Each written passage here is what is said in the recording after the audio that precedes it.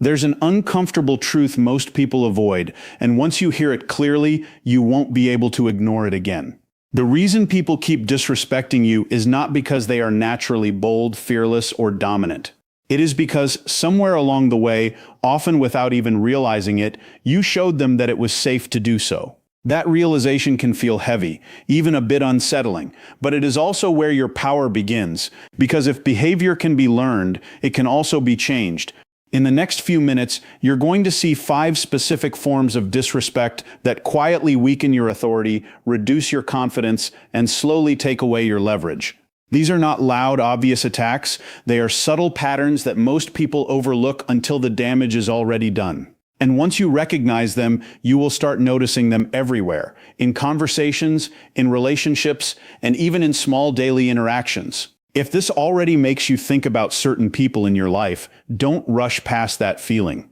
Stay with it, because what matters is not just identifying the problem, but understanding how to respond without creating conflict, without unnecessary drama, and without carrying guilt. The first type of disrespect you should never tolerate is being consistently ignored or treated as a low priority. And this one is especially dangerous because it rarely looks like disrespect in the beginning. There are no direct insults, no raised voices, no obvious signs of hostility. Instead, it shows up quietly through delayed replies, vague explanations, last-minute cancellations, and a repeated pattern where your time, your words, and even your presence are treated as optional rather than valuable. At first, it feels harmless. You tell yourself they are just busy, maybe distracted, or dealing with something else. But over time, something starts to shift. You begin to notice that the pattern is not random. It is consistent, and that consistency is what slowly reduces your position in the dynamic. From a psychological perspective, this behavior is rarely about being busy or forgetful. People naturally prioritize what they value. When someone repeatedly responds only when it suits them, forgets your requests, or engages strictly on their own terms, they are unconsciously placing themselves above you in the hierarchy. And here is the part that most people find difficult to accept. If you continue to tolerate that behavior without making any changes, you are reinforcing it. Every time you wait patiently, explain your availability in detail, or remain overly accommodating, you are sending a signal that access to you is guaranteed regardless of effort. Respect does not disappear suddenly. It fades slowly through patterns like these. No one wakes up and decides to disrespect you all at once. Instead, they gradually drift into it when there is no cost attached to their behavior. This is particularly common when you are seen as agreeable, understanding, or dependable, because those traits, while valuable, can sometimes be interpreted as a lack of boundaries. The real issue is not a single missed message or delayed response. It is the repeated pattern behind it. Patterns create expectations, and expectations turn into unwritten rules. Once the rule becomes that someone can delay, cancel, or ignore you without any consequence, your leverage begins to disappear. And without leverage, maintaining respect becomes extremely difficult. Many people try to fix this situation using words. They send long messages explaining how they feel, asking for more clarity, or requesting better treatment. While that may seem reasonable, it often creates the opposite effect. Psychologically, it signals need. It shows that maintaining access to that person matters more to you than it does to them, and that imbalance continues to grow. The more you try to explain, the more you reinforce the idea that you are available regardless of how you are treated. The correct approach is not emotional explanation, it is behavioral adjustment. You begin to match effort with effort.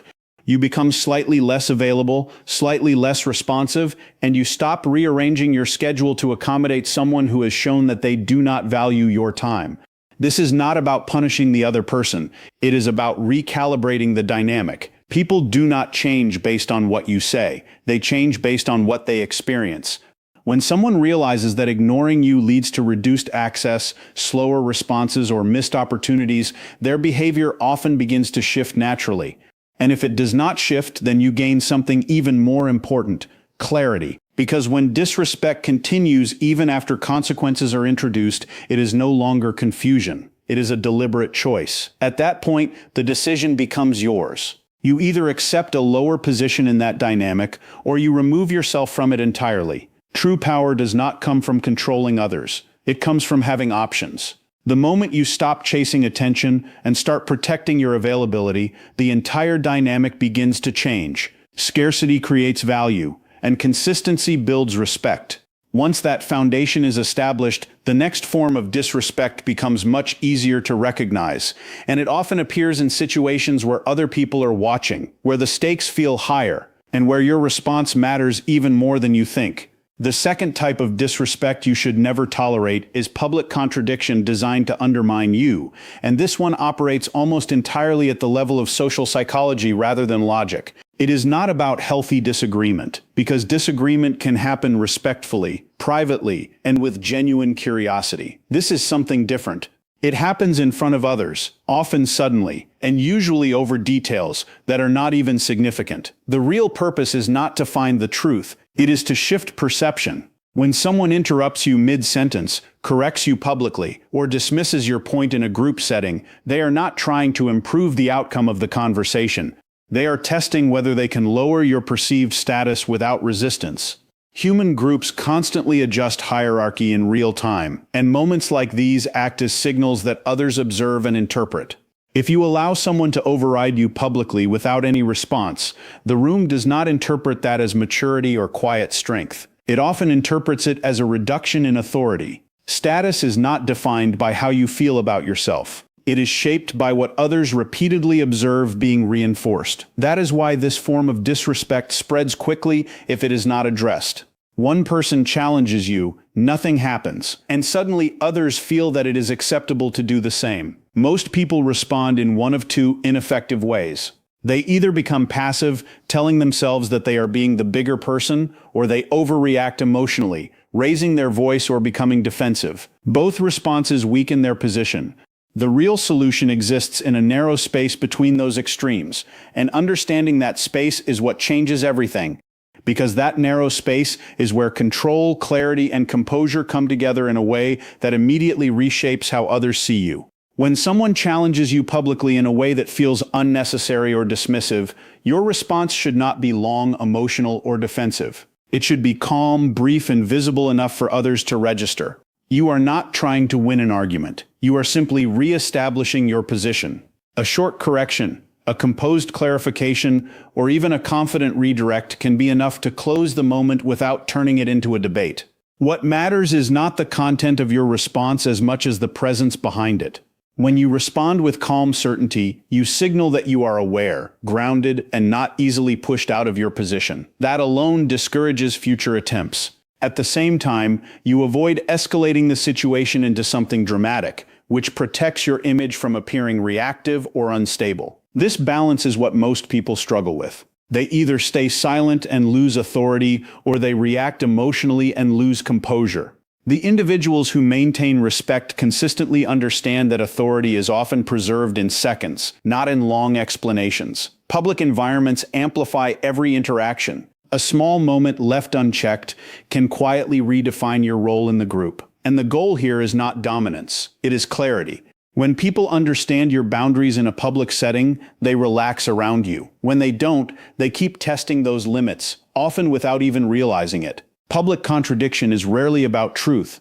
It is about who gets to shape the narrative in that moment. Once you recognize that, your response becomes intentional rather than reactive, and that shift alone changes how others engage with you. As you begin to notice this pattern, another form of disrespect starts to stand out, and this one is even more subtle because it hides behind something socially acceptable.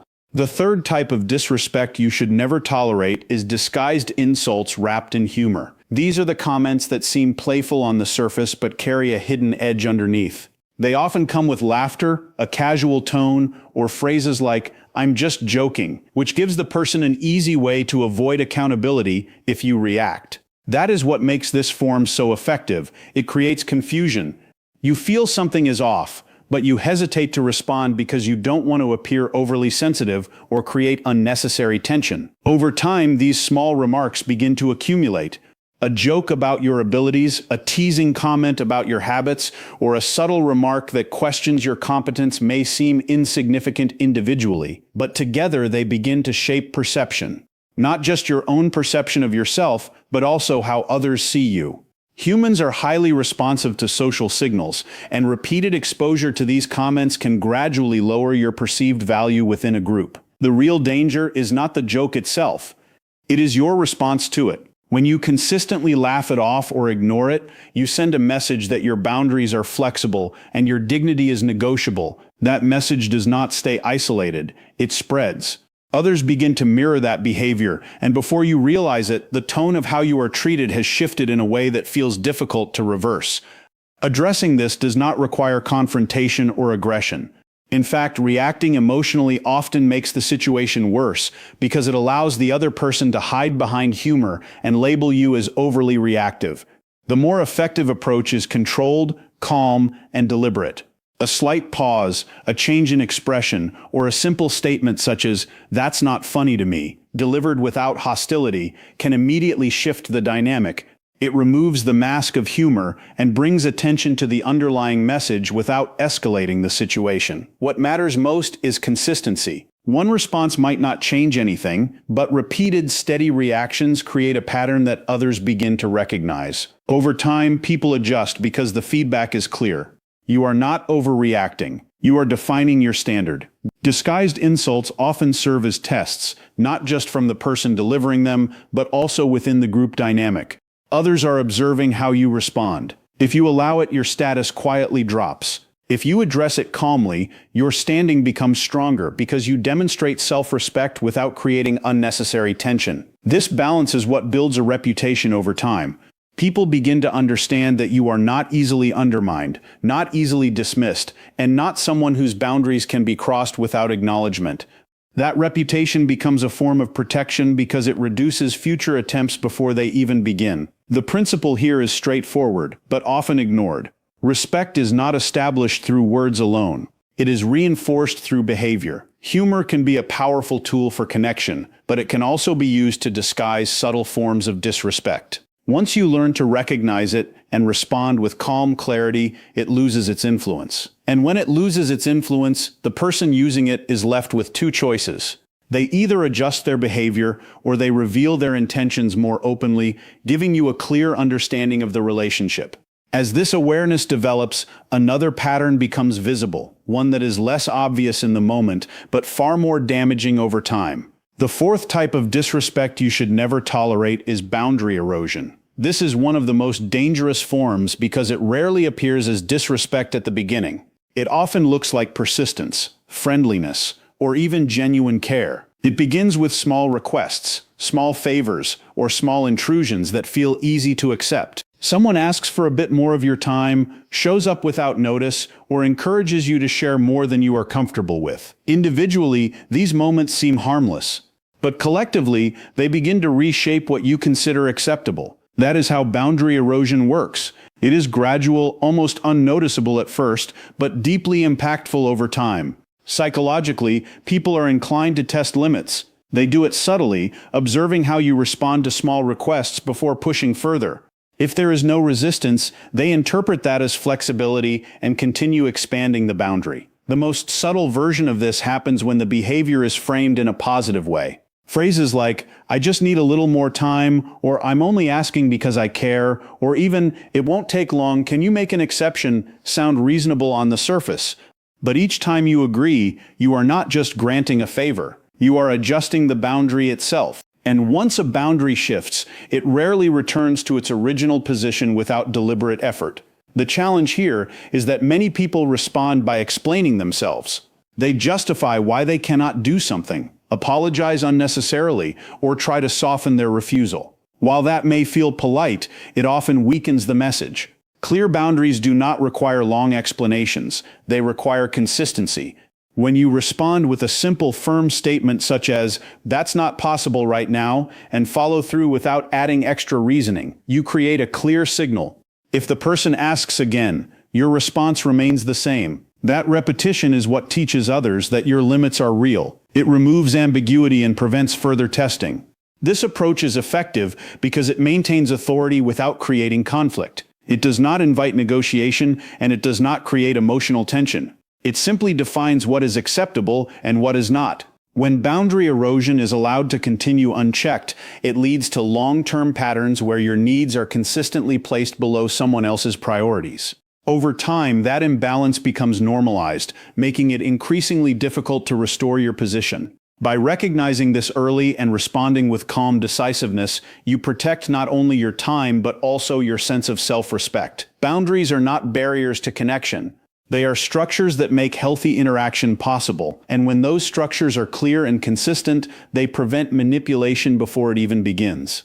As you strengthen this ability, you begin to notice one final pattern that is often the most confusing of all. Because this final pattern doesn't look like disrespect at first glance, and that's exactly why it's so effective. The fifth type of disrespect you should never tolerate is selective respect. And it is one of the most psychologically confusing behaviors you will encounter, because it often presents itself as politeness, friendliness, or even genuine care, at least some of the time. Unlike direct insults or obvious boundary violations, this pattern operates through inconsistency. One moment, the person is attentive, respectful, and fully engaged with you. They listen carefully, respond thoughtfully, and make you feel valued.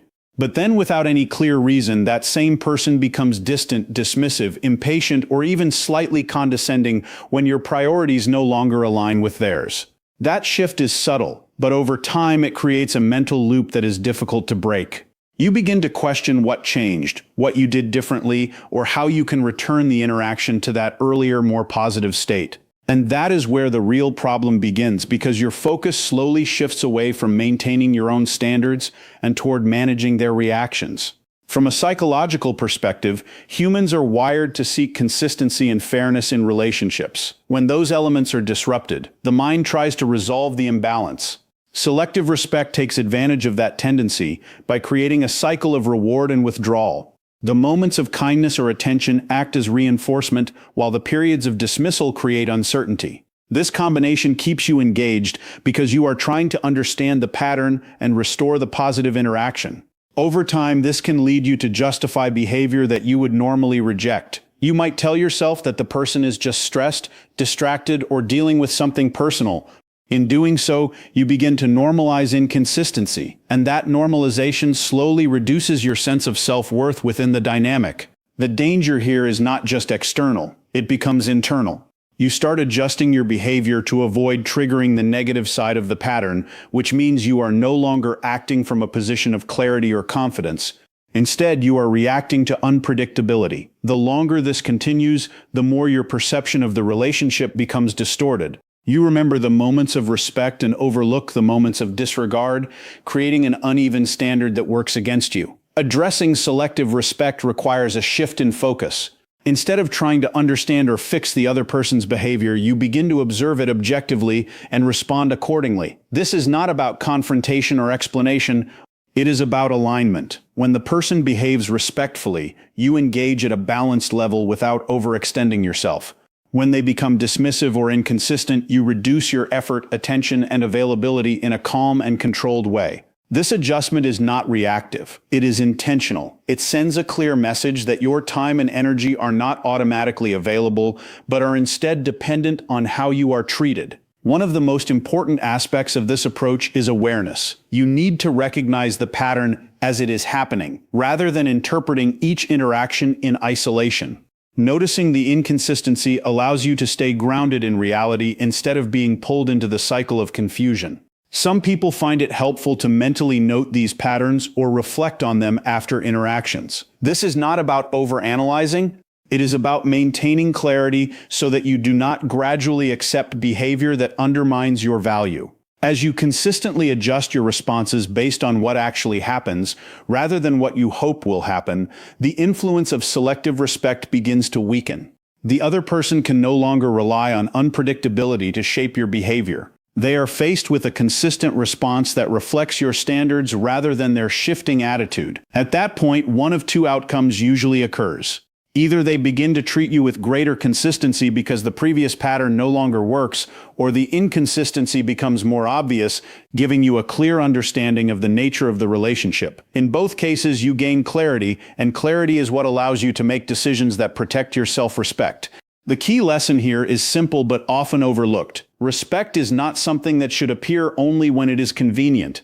It is not something that should depend on mood, benefit, or circumstance. Real respect is consistent. Anything less begins to resemble manipulation, even if it is not intentional. When you stop tolerating selective respect, you remove the confusion that allows it to exist.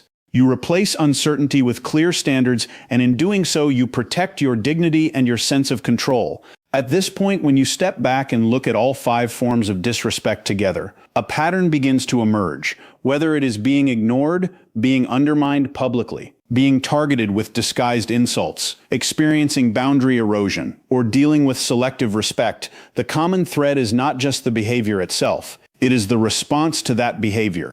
In every case, the dynamic continues because it is allowed to continue, often unintentionally. That realization is not about blame, it is about awareness. Because once you become aware of these patterns, you gain the ability to interrupt them. You stop reacting automatically and start responding intentionally. And that shift changes everything.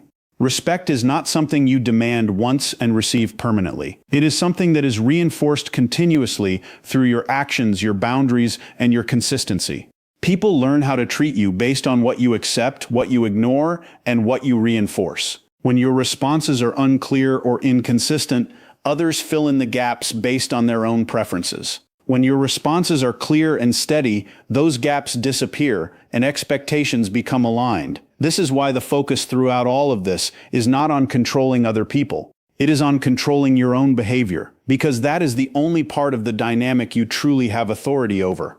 And when your behavior reflects self-respect consistently, it naturally influences how others interact with you. Some will adjust, some will step back, and some will remove themselves entirely. All of those outcomes are valuable because they bring your environment into alignment with your standards. There is no need for conflict, no need for long explanations, and no need for emotional confrontation. Change happens through action, not persuasion. As you begin to apply these principles in real situations, you will notice something important. The same people who once ignored your time, challenged you publicly, or tested your limits begin to behave differently when the pattern no longer benefits them.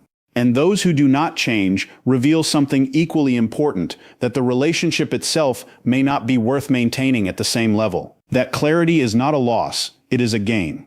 Because it allows you to invest your time and energy where it is respected rather than where it is taken for granted. In the end, respect is not built through force or constant explanation. It is built through consistency, clarity, and the quiet confidence of knowing where your boundaries are and refusing to compromise them. And once you reach that point, the dynamic shifts in a way that no words alone could ever achieve. So if this changed the way you see your relationships and helped you recognize patterns you once ignored, make sure you stay connected, subscribe, and continue building the kind of presence that commands respect without ever needing to ask for it.